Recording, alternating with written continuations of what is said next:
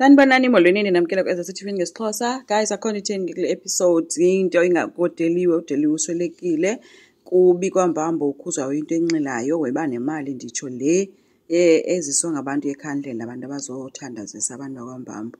Uyayiba and utyholwa nombambo ngoba ngumbulali and uthi ke futhi usisi wakhe nakazongcwatywa kwambambo uzongcwatyelwa le eNewcastle. But ke umbambo uthi okusalayo udeliwe benguMrs Mbambo so uzamngcwaba phaa kwakhe. Noba bithi na into bonke ke abantu kubi kubo nditsho noPhetheni uthi xa ifonelwa nguSamke imbalisela wabonakalisa ke into ukukhathazekile ngento kusweleka kukadeliwe. Ude wathi ke kukwenzo nguye ozofuneka abikele ke uSibongile. Ubunzima ke nomsebenzi ke kukwenzo kodwa uthe uzawuyenza noba ke into ithini phakathi kwakhe noSibongile.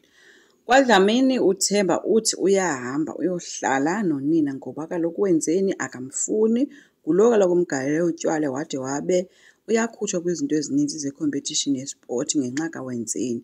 But ke ugcina kuye wamcenga ke esithi uyamcela aqhubeke ahlale phaa angamhoyi into nowenzeni phakathi. UNomfundo ke naye uyakhalaza kakhulu uthi kufuneka apanishwe uwenzeni.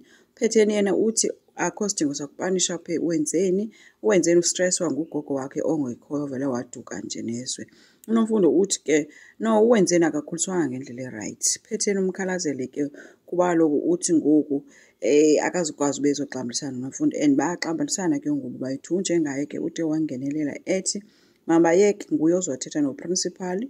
UNomfundo uye wathi ke kule nto zakhe azithetha ezisileyo at least ukhona umuntu othetha into esober phakathi kwabo bengabazali.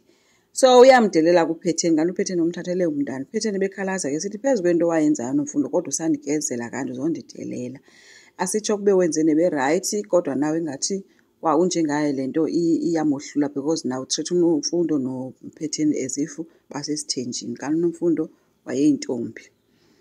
Ukwenzo ke yena uxelelwe ke into yoba uThabile umisiwe and bacele omnye umuntu ozosebenza because bathi behavior kaThabile noko ibingekho right.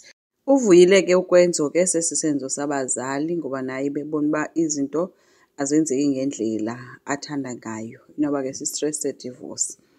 Uhambile ke ubhutiza ukuya ke esikolweni kuSibongile ufike ephethe flowers apho ke.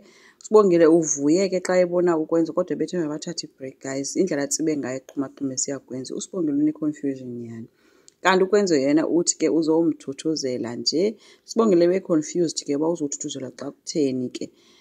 Wabe sesitsho ke ukwenza into yoba kwa ezi flowers aziphetheyo zisuka kumamakhe ovelana naye. Emchazela ke into yoba ke udeliwe akasekho emhlabeni. So uye wabonakalisa kukukhathazeka uSibongile besembamba kukwenza emsondeza ke apha kuwe esithi ke uyaxolisa ngayo yonke le nto yenzekayo. Enkosi ngicela siqhubeke subscribe silike singakhomenta futhi bye.